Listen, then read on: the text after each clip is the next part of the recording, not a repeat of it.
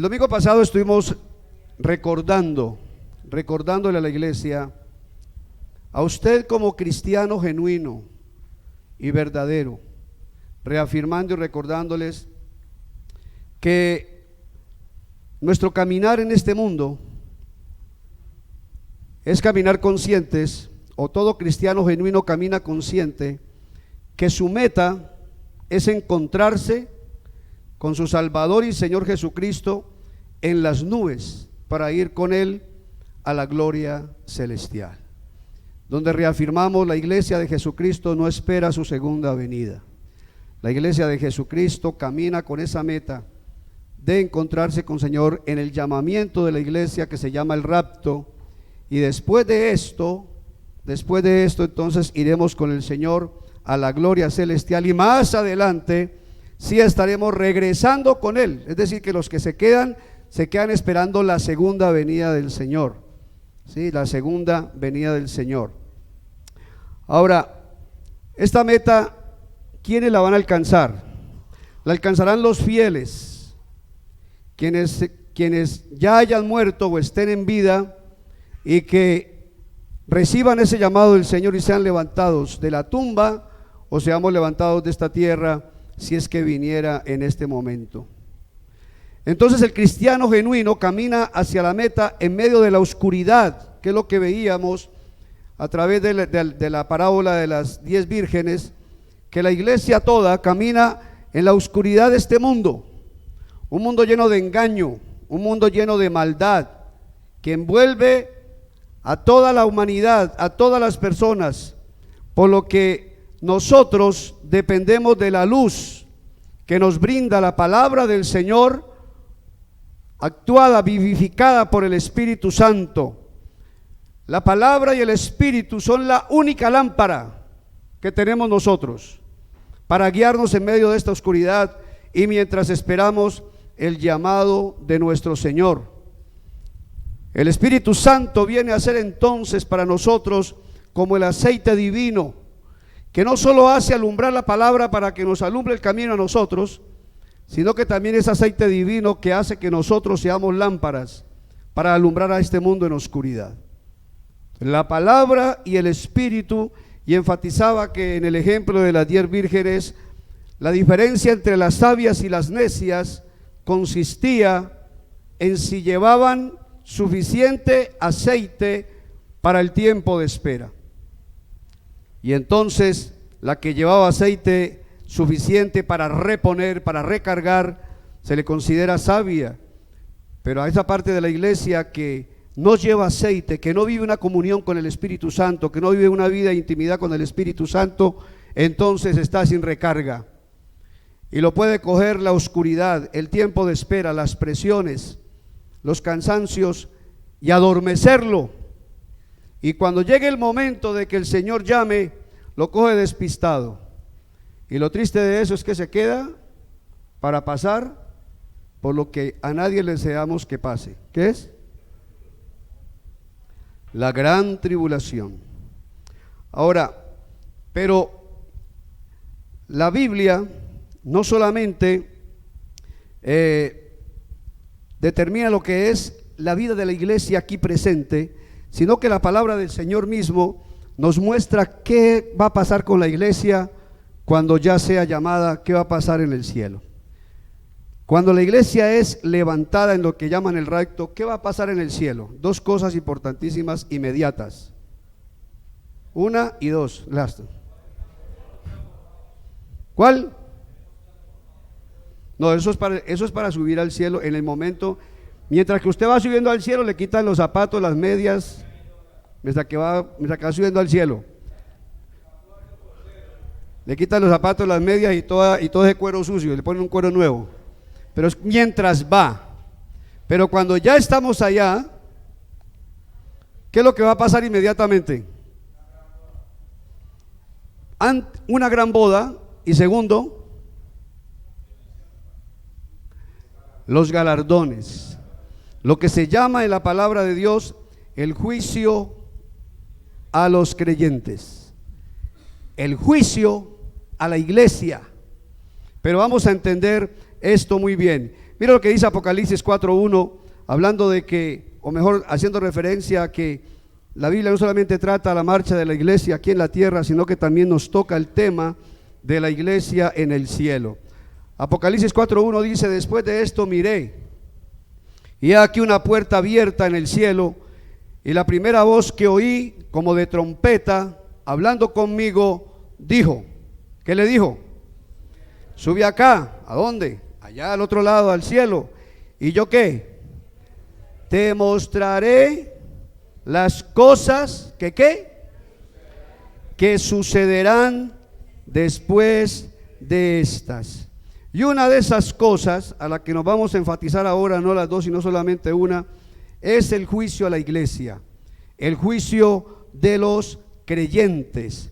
Y vamos a tratar de que el Señor nos dé ese entendimiento de qué nos habla, y sobre todo que quedemos bien alerta, porque es muy importante nuestro presente con respecto a ese momento.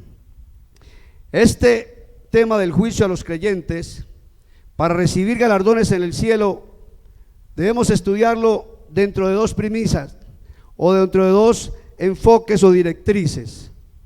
Lo primero, pensando en el juicio de los creyentes y lo que debemos hacer aquí para poder entender. Uno, debemos vivir el presente, el aquí y el ahora, con el propósito de agradar a Dios. Eso es vital, que todo lo que hagamos sea para glorificar al Señor en nuestra vida. Y segundo, debemos de vivir ese presente, el aquí y el ahora, sabiendo que vamos a ser juzgados y premiados, y que ese juicio allá va a depender de lo que pase aquí. Eso es muy importante, que entendamos el tema entonces de nuestras directrices para enfocar este tema. Nosotros vivimos el aquí y el ahora para agradar a Dios, y segundo, vivimos el aquí y el ahora sabiendo que nuestros hechos aquí van a repercutir en nuestra eternidad en el cielo, van a tener un efecto directo. Miremos lo que dice Segunda de Corintios 5, 9 al 11. Leámoslo rapidito y luego tratamos de entrar en él. Por tanto, pensando en todo esto que hemos dicho, por tanto, procuramos también, o ausentes, es decir, ya muertos, o allá en el cielo mejor, o presentes, ¿qué? Serle agradables. ¿A quién? ¿A quién? Yo puedo decirlo más concretamente, bueno, decimos a Dios, pero precisamente a Jesucristo. A Jesucristo en particular, y ya veremos por qué. Versículo 10. Porque es necesario que todos nosotros comparezcamos ante el tribunal de Cristo, para que cada uno reciba según lo que haya ¿qué? Para que cada uno reciba según lo que haya hecho mientras estaba ¿dónde? En el cuerpo, sea bueno o sea malo. Versículo 11. Conociendo pues el temor del Señor, persuadimos a los hombres, pero a Dios le es manifiesto lo que somos, y espero que también lo sea a vuestras conciencias, a la conciencia suya, lo que nosotros hacemos y enseñamos. Vamos a tratar entonces de desglosar un poquito este versículo para que entendamos lo que el Señor nos quiere decir. De entrada está el texto 9, donde nos dice que procuramos. Pablo dice que procuramos, es decir, hacemos nuestro mejor esfuerzo. Eso lo dice él, pero nosotros debemos tomarlo para nosotros, entendiendo que debemos hacer nuestro mayor esfuerzo. ¿Para qué? Procuramos también serle agradables. Ahora, ya de entrada el apóstol Pablo nos está colocando algo que está en su corazón y por lo cual él vive y lo inspira, y es que vive para hacerle agradable a Dios, y que está enfocado en eso y que hace su mejor esfuerzo para que sea una realidad. Pregunta: ¿vive usted consciente de agradar a Dios? Desde que se levanta en el día y piensa que ya tiene el pensamiento abierto, ¿Usted piensa que ese día va a ser para agradar a Dios? ¿Toma decisiones para agradar a Dios? ¿Toma decisiones sabiendo que ese día lo que haga, lo que viva, va a repercutir en la eternidad? ¿Cierto que no lo hacemos? ¿Cierto que andamos un poco despistados de la realidad espiritual porque andamos con, podemos decirlo, con nuestras ñatas muy pegadas aquí de este suelo? Que de pronto, como decía mi mamá cuando yo todavía no caminaba con el Señor, me decía regañándome: usted vive como los marranitos, con la cabeza metida solo en la guamasa nomás y no mira para arriba. Es una reprensión dura, ¿no? Me está diciendo marranito. Aunque yo era redondito como un buñuelito, pero marranito me decía ahí. En ese momento era. Sea que estemos presentes o sea que estemos ausentes, porque el estar presente aquí para agradar a Dios va a depender si el estar presente allá, ausentes aquí pero presentes allá, también vamos a agradar a Dios. Lo que hagamos aquí, ¿cómo será en el momento de ese juicio? El versículo Dios nos dice, porque es ¿qué? Porque es necesario. ¿Por qué es necesario? ¿Qué es lo que es necesario? Ya lo vamos a ver, pero aquí cuando habla de qué es necesario, nos está hablando del juicio que es necesario en función de la justicia. Porque usted sabe que Dios es un Dios de amor, pero es un Dios de justicia.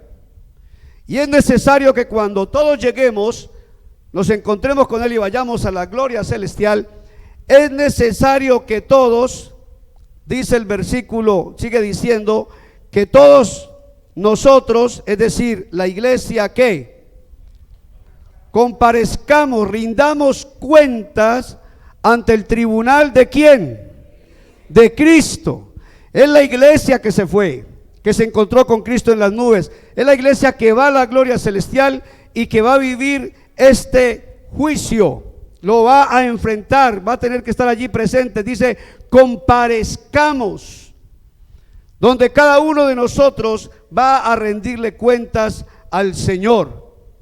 Y entonces el tribunal es Cristo juzgando y nosotros rindiéndole nuestras cuentas a Él. Ahora, volvamos al tema, ¿por qué es necesario? Y enfaticemos que es en pro de la justicia. Mire que hasta en eso el Señor no nos da igualdad en ese punto. Somos iguales delante de Él en derechos, en imagen y en propósitos, pero a la hora de juzgar las obras de cada quien no es igual para todos. Cuando yo era director de jóvenes y hacíamos muchas actividades, como le pasa a estos chicos también, tratando de tener recursos para llevar a los muchachos a los campamentos, a los retiros y todo esto, hacíamos ventas, tamales. Los tamales siempre ha sido una ficha especial en eso, ¿no? Tamales. Y cuando hay quien los haga, los hacía Marcelita, una negra grandota, que esa negra hacía unos tamales, pero mejor dicho, eso era venta segura. Y cuando llegaba la hora de repartir la plata, teníamos un problema. Unos habían trabajado mucho y otros no habían hecho nada. Entonces la oferta era, por cada tamal que usted venda, le dábamos, digamos, si nos ganábamos 2,000, le decíamos, a usted le vamos a dar 1,500 y 500 quedan para el Ministerio de Jóvenes. Un trato justo, ¿cierto? ¿Les parece justo el trato? Le ponemos el producto, el medio donde lo venda y le damos ganancia. ¿No le parece como más que justo, misericordioso el trato? Más bien misericordioso ese trato. Y pasaba que había gente que vendía y vendía y vendía, y habían otros que cuando llegaba la hora, 1, 2, porque pasa como cuando Dios repartió los talentos, comenzaron a decir, ¿y a mí quién me va a comprar? Yo no sé hablar con la gente, yo no sé vender nada. Y bueno, que no vendan no es tanto el problema es que luego quería que le diéramos lo mismo que el que había vendido bastante. Y cuando repartíamos según el fondo que había, entrábamos en ese dilema, porque el que ha trabajado bastante decía, uy, pero ahí la cosa está como mal, porque ese no hizo nada. Entonces un día dije, no, el que quiere ganar bastante, que trabaje bastante. Y el que no le interesa ganar nada, pues que no venda nada. ¿Es justo o no es justo? Yo sé que hay casos de misericordia, los hay, y toda regla tiene su excepción, pero lo general es que el que ha hecho, el que se ha concentrado, se ha esforzado, es el que debe recibir más, ¿o no?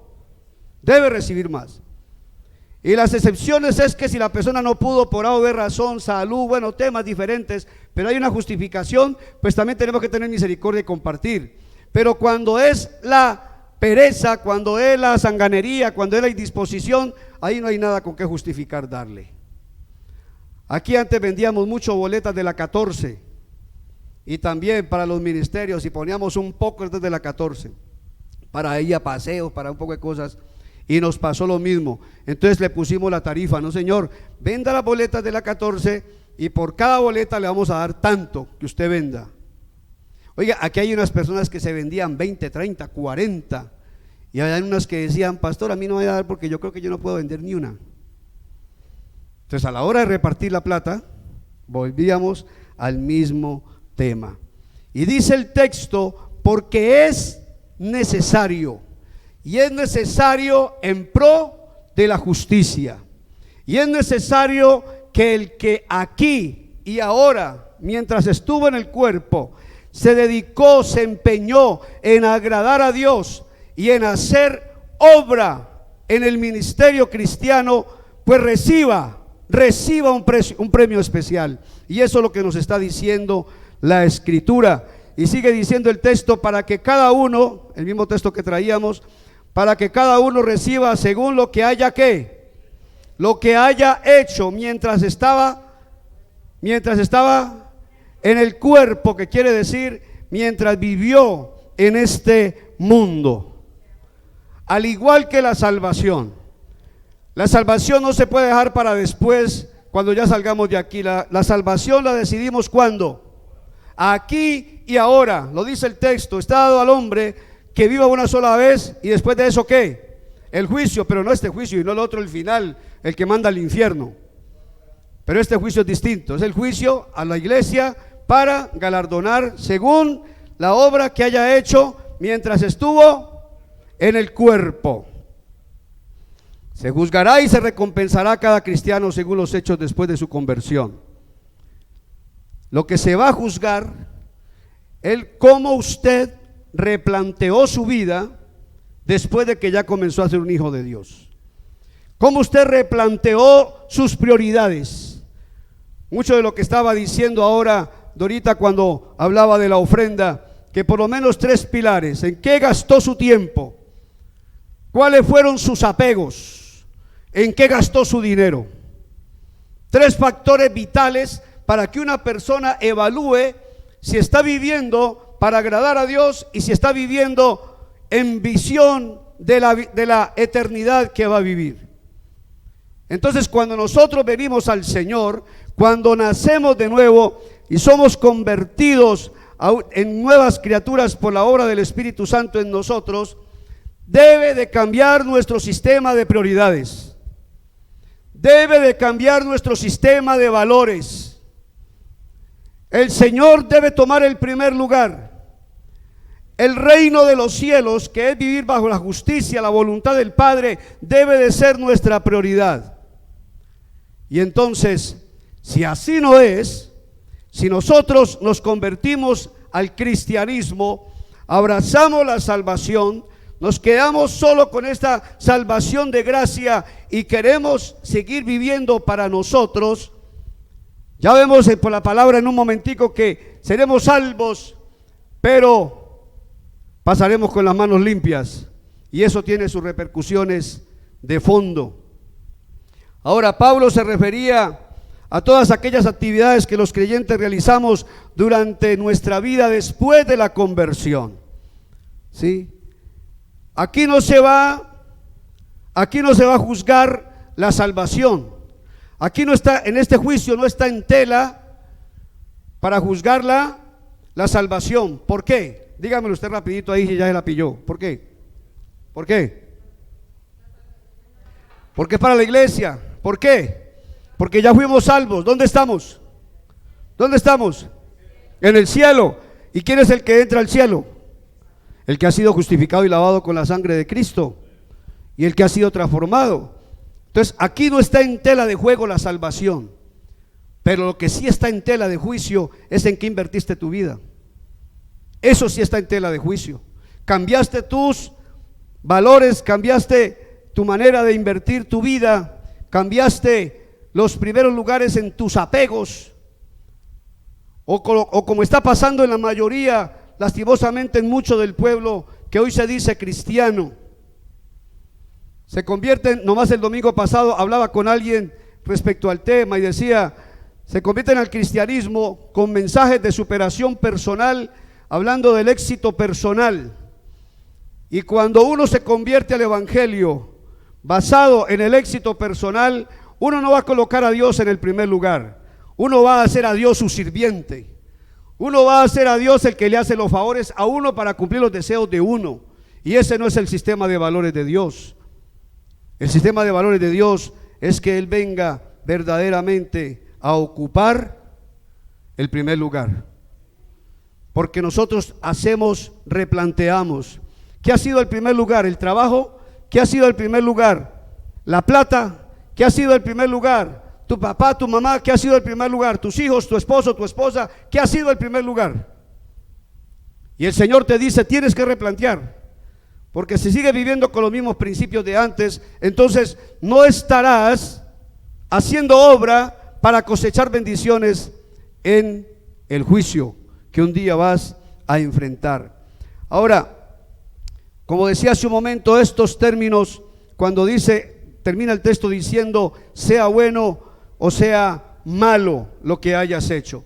Y aquí este bueno o malo no tiene un sentido moral, hablando en el sentido estricto de pecado como lo entendemos, sino que tiene más bien el sentido, si hiciste la obra que trasciende, que va a la eternidad contigo y no tiene que ver con pecados, como decía hace un momento.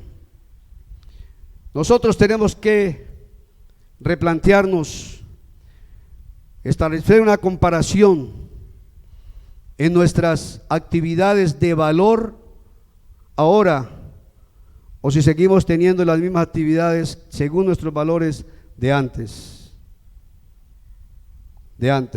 Tenemos deberes dados por Dios con nuestras familias, tenemos deberes dados por Dios con nuestros trabajos, tenemos deberes dados por Dios que son parte de hacer las cosas correctamente como Dios manda. Pero tenemos el deber también, como veíamos ahora, de ser parte de esa obra misionera. Una vez un misionero se puso a hacer las cuentas y terminó diciendo, tengo una campaña, un misionero norteamericano, y decía, la campaña es, ganemos al mundo con un tinto. Y es que él decía, ¿cuántos tintos se toma usted al día? Le preguntaba a la gente de su iglesia, ¿cuántos tintos se toma al día? Deje de tomarse un tinto y abone esa plata para las misiones, y verá que usted es parte de la obra misionera de Dios. Ganémonos el mundo con un tinto. ¿Aquí qué sería? ¿Con una aguapanela con limón? No, también con un tinto, porque somos tomadores de tinto. Entonces mire que el Señor nos está diciendo que es necesario que todos comparezcamos ante el tribunal de Cristo para rendirle cuentas a Cristo y ser juzgados por Cristo respecto a nuestras obras mientras estuvimos en este mundo. Hay otra cita que sigue con la misma idea y es 1 Corintios 3, versículos 13 al 15. 2 Corintios 3, versículos 12 al 15. Perdón, primera. ¿Qué dije yo? Y si sobre este fundamento alguno edificare oro, plata, piedras preciosas, madera, heno, hojarasca, 13, la obra de cada uno será ¿qué? Manifiesta, porque el día la declarará, pues por el fuego será revelada. Y la obra de cada uno, cual sea, el fuego ¿qué? La probará. Uno más, dos más. Si permaneciere la obra de alguno que sobreedificó, recibirá ¿qué? recompensa. Versículo 15. Si la obra de alguno se quemare, él sufrirá pérdida, si bien él mismo será ¿qué? Salvo, aunque así como por fuego. Entonces el texto sigue la misma idea de que nosotros aquí estamos o debemos estar haciendo una labor. Si nosotros estamos viviendo, edificando para la eternidad y edificando correctamente, o estamos edificando inclusive de una manera vana, y lo que quiere decir la palabra vana es lo que no tiene contenido en sí, lo que no vale, lo que es pasajero, lo que se esfuma.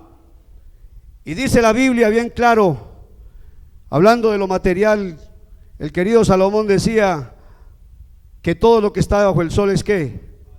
Vanidad y aflicción de espíritu. Pero mientras que tú hagas algo de acuerdo al propósito de Dios para ir a la eternidad, para sembrar para la eternidad, eso no es vano, porque eso va a pasar contigo a esta eternidad que todos vamos a vivir. Seguimos leyendo en el versículo 12 de esta cita. El que edificare sobre este fundamento, mire que dice que el que edificare. Ahora, ¿quiénes van a rendir cuentas? ¿Quiénes? La iglesia de Jesucristo. ¿Cuáles de la iglesia de Jesucristo? ¿Cuáles? ¿Cuáles? Toda la iglesia de Jesucristo, los que están allá en el cielo, pues. La iglesia de Cristo se fue con él. ¿Amén o no amén? Entonces, cuando habla de edificar, está hablando que la iglesia de Jesucristo edifica.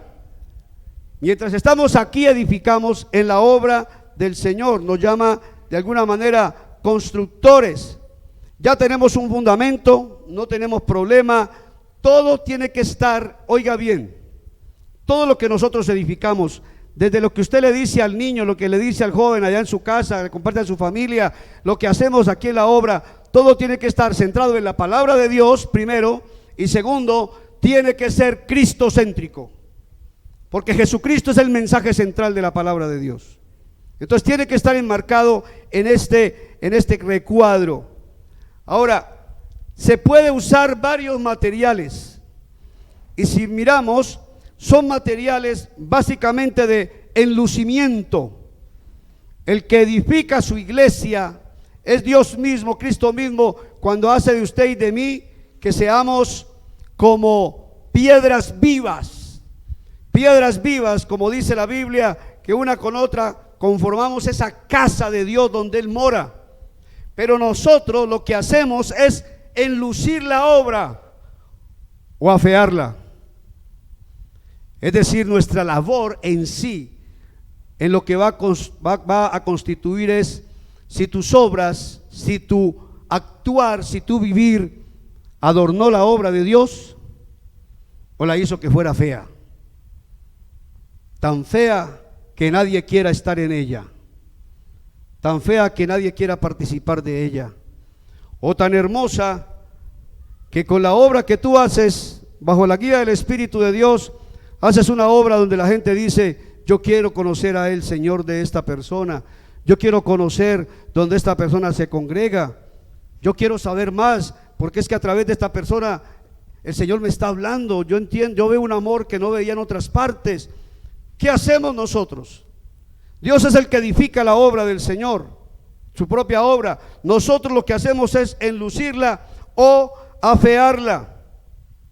Y hay varios textos que nos ayudan a discernir un poquito, sin entrar en demasiados detalles, pero recordando por ejemplo lo que dice Mateo 6:33.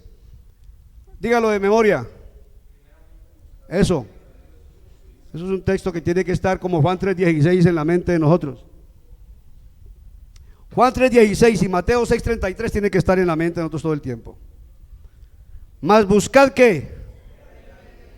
Primeramente el reino de Dios y su. Pero si la gente lo ve a usted dejando el reino de Dios a un lado y buscando las cosas materiales, ¿usted inspira a una persona a seguir al Señor? ¿Acaso no lo ve en el mismo desespero, en el mismo estrés, en la misma tristeza, en la misma amargura como vive el mundo? Enlucimos la obra de Dios nosotros mostrando que en nuestro corazón hay una esperanza mayor, hay un sentido de vida mayor, vivimos con valores que son eternos, con un estilo de vida que trasciende, o estamos dependiendo solo del día a día.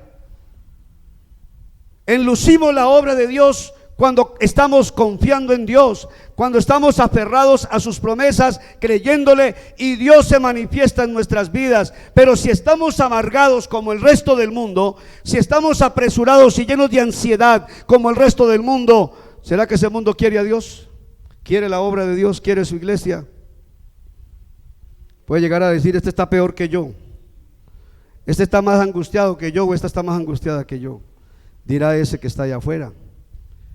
Pero también, por ejemplo, lo que nos dice Santiago 1:27, que practiquemos la religión pura y verdadera a los ojos de nuestro Señor, que es ocuparse de los huérfanos, las viudas en sus aflicciones, y no dejar que el mundo nos corrompa. Mire que nos está dando tareas para hacer, tareas.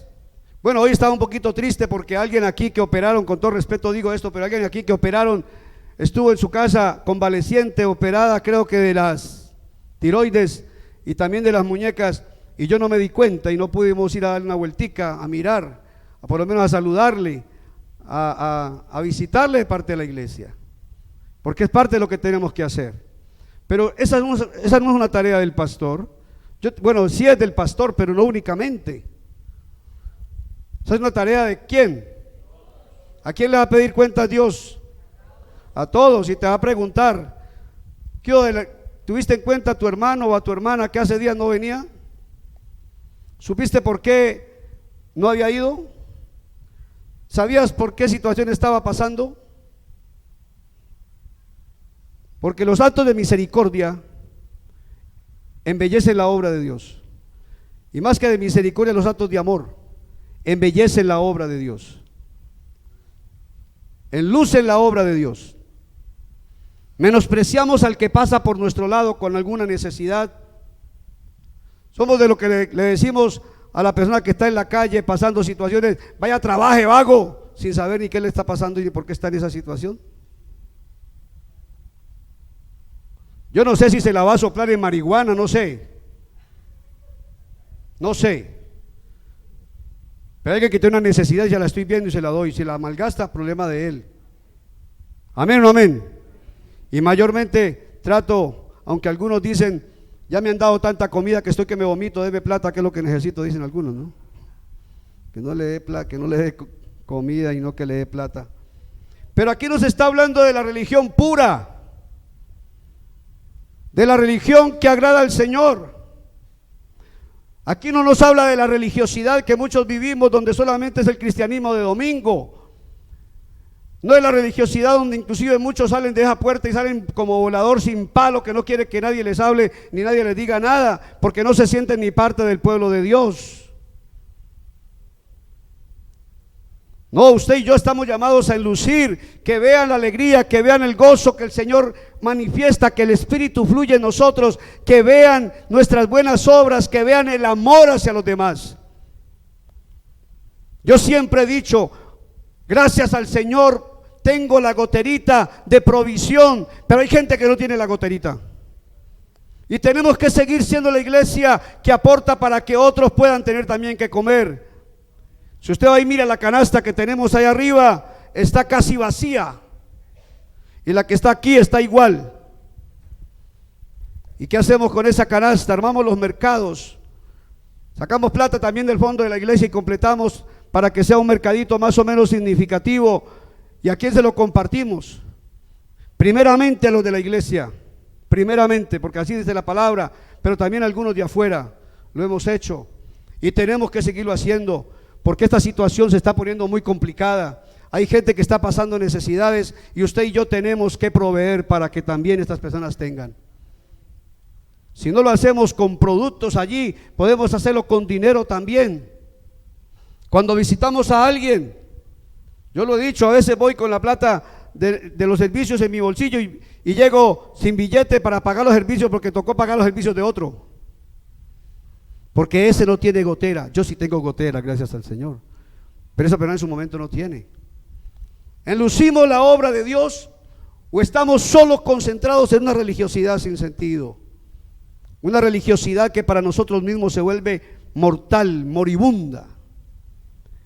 Isaías 58:6 también nos dice cómo es que nosotros podemos enlucir verdaderamente la obra de Dios, practicando el verdadero ayuno, que es romper las ligaduras de impiedad. La ligadura de impiedad tiene que ver con todas esas prácticas pecaminosas que todavía algunos quieren conservar después de haber nacido de nuevo.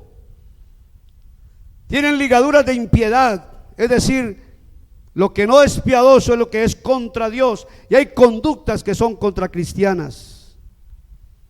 Y nosotros no podemos estar actuando de esa manera. Soltar cargas de opresión, especialmente a los que tienen algún empleado, inclusive la persona que va a ayudarles a su casa, tal vez mediodía, un día. ¿Usted quiere que ese día, porque le da una platica, salga reventada esa persona? Que llegue a las 7 y que salga a las 10 de la noche con las manos sangrándole para que justifique el pago. Eso sería opresión. Bueno, por ahí están tratando, y los hay, por lo que lo estoy diciendo. Que rompamos yugos que hemos puesto sobre otros. Yugos que nosotros no queremos ni siquiera tocar, como pasaba con los fariseos, que le ponían carga a la gente, a la iglesia, pero ellos no querían tocar, y la gente odiaba, muchos odiaban la obra de Dios por ellos. No puede ser que alguien odie la obra de Dios por usted, que alguien no diga: a mí me toca ir a trabajar a la casa de tal cristiano y usted viera qué horrible. Que no le digan a alguno: yo soy guardaespaldas de tal persona, y usted viera cómo se ferean la plata y cómo se la malgastan dentro del ministerio, ¿no?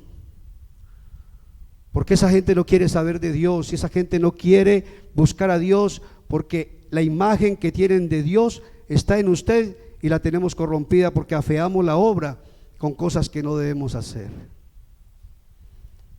Entonces el Señor nos está diciendo que como constructores nosotros podemos embellecer la obra con oro, piedras preciosas, o podemos edificar heno, hojarasca, que cuando pasan por la candela, usted ya sabe cómo se prende la candela, ¿cierto? Váyase a cualquier parte, recoja un poquito de hojarasca que esté sequita, y con un fósforo usted, o con un par de piedras usted hace candela, ¿sí o no?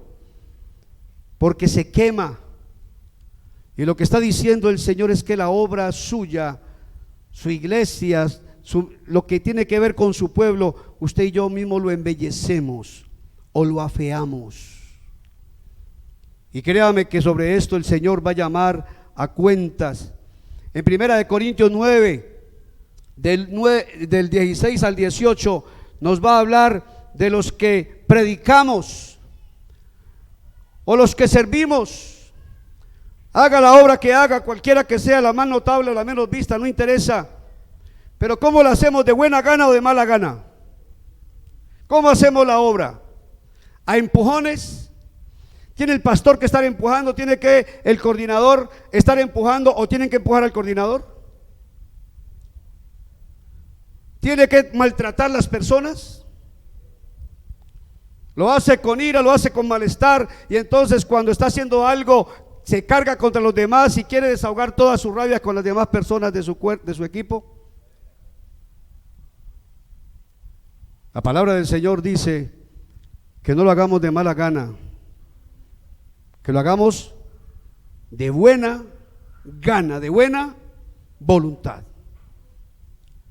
sin murmurar de nadie, sin criticar a nadie, encargado de que usted haga bien lo que tiene que hacer, y si puede ayudarle al otro, le ayuda.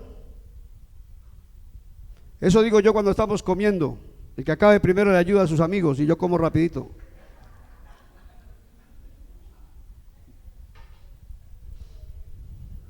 Mis amados, el Señor nos está diciendo que usted y yo edificamos en la obra. ¿Y dónde estamos edificando en la obra? Aquí y ahora. ¿Qué estamos haciendo? ¿Atrayendo o espantando? porque Dios va a llamar a cuentas. Y en el mismo texto de 1 Corintios 9:16 nos dice también, que va hasta el 18, nos dice que hay quienes predican por ganancia deshonesta. Ganancia deshonesta, y de eso estamos llenos. La apostolitis que anda haciendo coberturas para países lejanos que no le ayudan a esos pobres pastores a hacer la obra, pero sí les exigen que le manden los diezmos de la obra continuamente. Personas que se están parando en los púlpitos a regañar a la congregación porque no están dando suficiente para los proyectos que él tiene. En estos días un video literal, una supuesta pastora parada en un púlpito diciéndole a la iglesia: hermanos, ustedes tienen que darme una casa, yo no tengo casa, y también tienen que darme un carrito para llevar a mi hijo a la universidad. Literal, pasado por video, en una congregación. No estaba regañando, estaba, ustedes saben cómo hablan las mujeres cuando quieren algo, ¿no? Bueno, digo, ¿no? Pero termina pidiendo casa literal y carro para llevar a su niño a la universidad. Tengo un amigo que es publicista, cristiano, por la gracia de Dios, por la pura gracia de Dios. Y él me decía: pastor, cuando yo estaba en tal congregación, yo me preparé 3, 4 sermoncitos de esos que uno le copia a esos que son buenos motivadores, y con otro amigo que hizo lo mismo, nos íbamos respaldados por la iglesia a hacer supuesta obra misionera, a dar conferencias, y esos mensajes eran solo manipulación para sacar la plata a la gente. Me lo dice él mismo.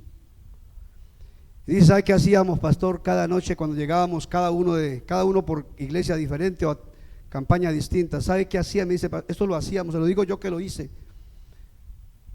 Vaciábamos todo lo que teníamos de plata sobre la cama de cada uno, a contar quién había recogido más plata. Eso lo hacía él. Hasta que un día el Espíritu Santo le habló, y ese hombre dice que se despertó viéndose en el infierno, y ese día dijo: se acabó, y dijo con más, y se fue a trabajar honradamente, que es lo que está haciendo ahora.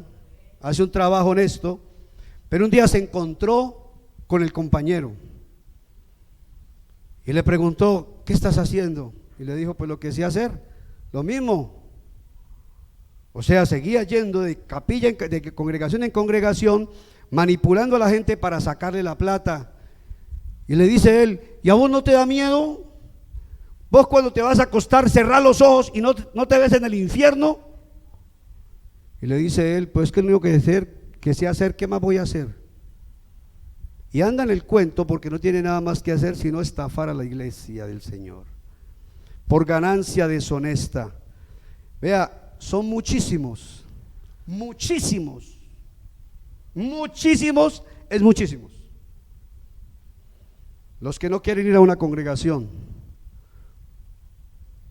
por el tema del dinero, no porque se motiva a hacer las cosas correctamente, sino porque se le ve la ambición de plata a esa persona. Todo lo cobran, no pueden hacer, no pueden respirar porque están cobrándole a la iglesia. Y hay gente que no quiere. Humberto, hace 8 días hablábamos con alguien, ¿no? ¿Dónde es que está Humberto? Por ahí, levante la mano. Uy, usted todavía vive. Hablábamos, ¿cierto? ¿Por qué dejó de congregarse? Porque el sermón, en la parte de pedir la ofrenda, se podía gastar 1 hora, y en la parte de la palabra para la congregación 10, 15 minutos.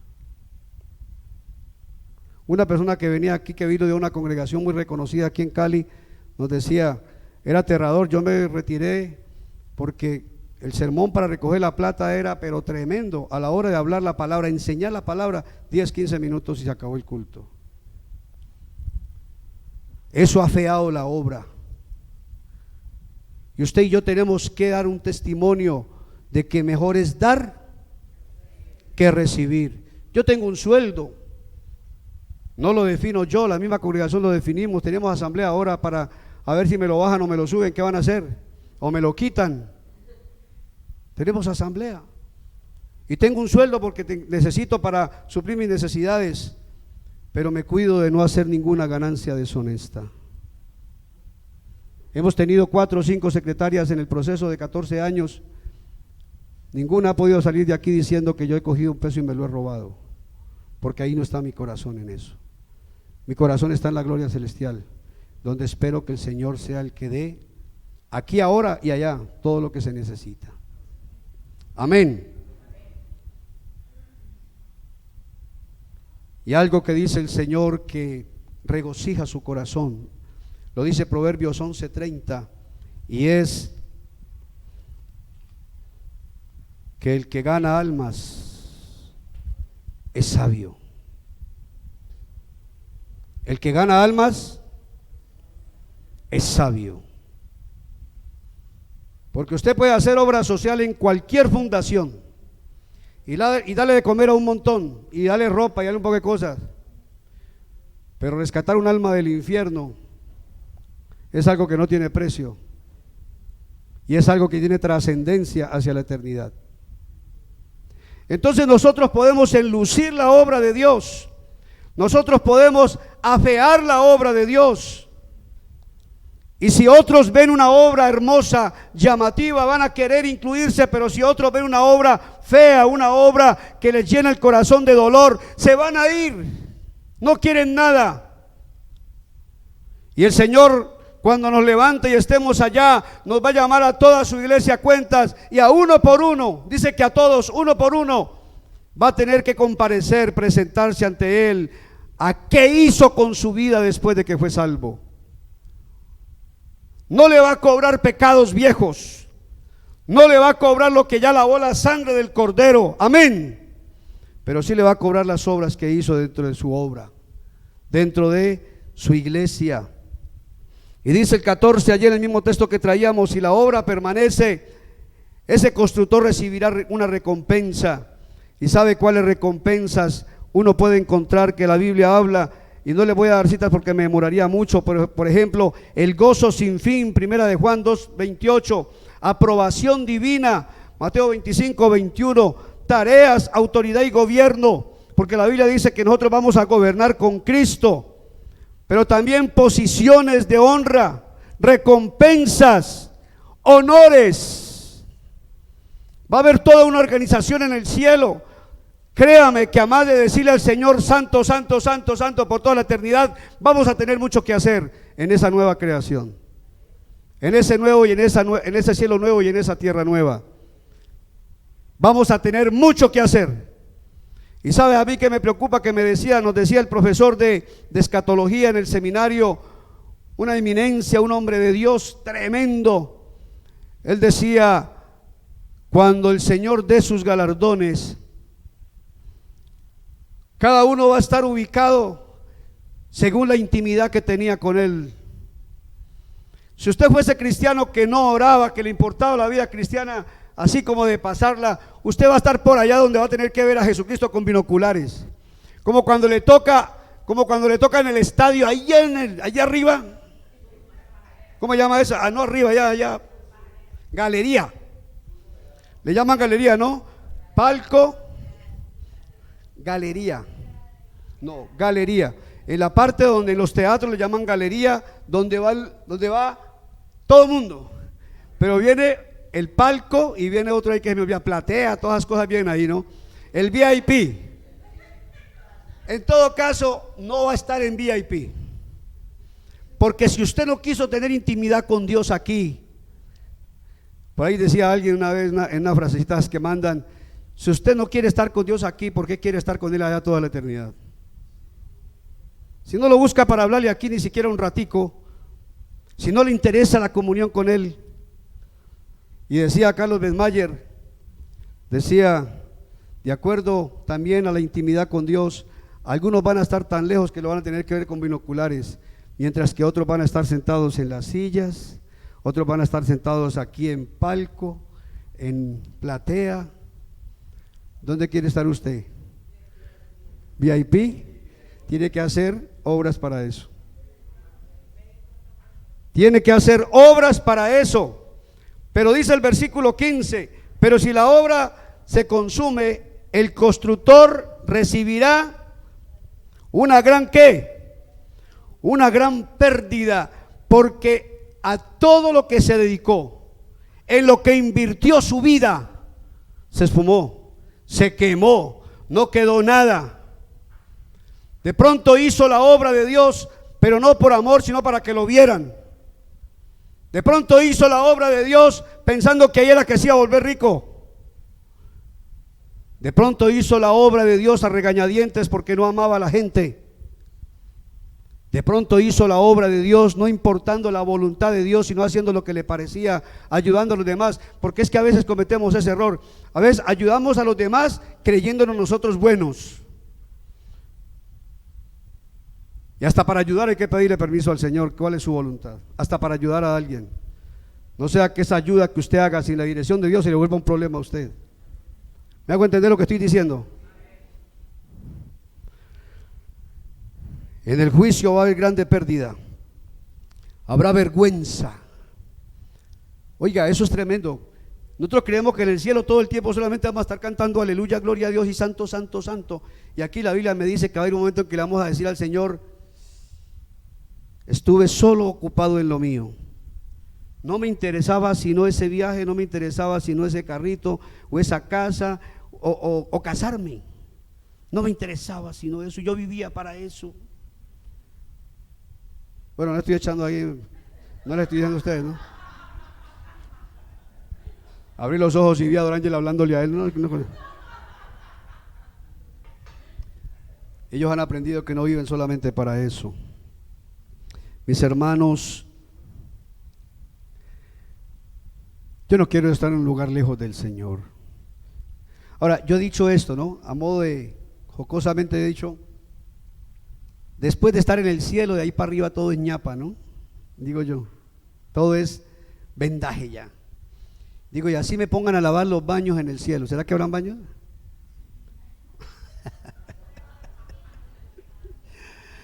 Así me pongan a lavar los baños, el sanitario, Señor, yo quiero estar ahí. Pero no, yo no quiero estar tampoco lavando baños allá en el cielo, yo quiero estar más cerquita, por la eternidad.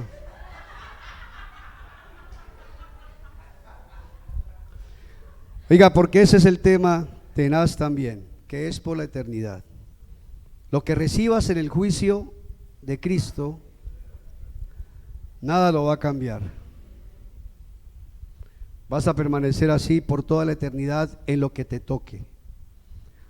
Ahora, otra vez vuelvo, con el hecho de estar en el cielo, así sea lavando baños toda la eternidad, ¿sí? Así sea lavando baños. Pero tenemos la oportunidad de cosas mejores, tenemos la oportunidad de galardones mejores. A veces uno oye testimonios que lo dejan a uno arrozudo y sin aliento, como una biografía que leía cuando en cierta parte de Asia hicieron un llamado a las misiones, y hace mucho tiempo salió una muchacha y se paró frente a la gente y dijo: yo me vendo, y lo que paguen por mí, inviértalo en las misiones. En un mundo que todavía usa esclavismo, en las partes que se usa el esclavismo, aquí también lo hay, pero un poquito más camuflado. Pero ella dijo: yo me vendo a mí misma, y la plata que se dedica. Uno oye una cosa de esa, un testimonio de eso, y uno dice: ay Dios mío, ay Dios mío. Un hombre muy rico también contaba que él aprendió que la vida la podía pasar con una cama y un escritorio y una silla, y lo que ganaba todo lo daba para las misiones y se quedaba solamente con el 10% él, y con eso vivía. Decía: pero es que no necesito más, una cama, un escritorio y una silla, que lo demás sea para la obra del Señor. Ay, uno le da pena leer eso y dice: yo para qué leí esto, Dios mío, yo para qué leí esto tan tremendo. ¿Sí o no? Ay, uno se siente como una vil cucaracha frente a una persona de esas, Dios mío. Santo de Israel, y uno peleando para que esa moto ande bonita. Ay, Señor. Pensando que tengo que comprarle llanta delantera. ¿Ah? Bendito el Señor. Y el otro entregando su vida. Créanme, mis hermanos, que aunque le sacamos un poquito de humor a esto, es bien serio. Su eternidad, en primer lugar, está definida por una salvación por gracia. Usted se salva por gracia, usted es salvo por gracia. Amén. Pero los galardones van a depender de la obra que usted haga. Entonces viene nuestra evaluación. ¿Cómo nos evaluamos respecto? ¿Cómo nos juzgamos a nosotros mismos para luego no tener vergüenza delante del Señor? ¿Cómo nos juzgamos?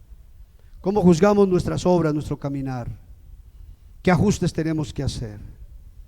Y Dora leía un texto ahora muy importante de Lucas 12:34, y es que donde esté tu tesoro, allí va a estar tu corazón. El Hijo de Dios sabe que está de paso en esta tierra, aquí no va a permanecer. Así que no hagamos tesoros en la tierra donde se lo come los impuestos y lo que viene todavía peor. Hagámoslos en el cielo donde el Señor es justo. Pero tengan claro esto, cada uno recibirá lo que le corresponde. Salvo, pero recibirá lo que le corresponde.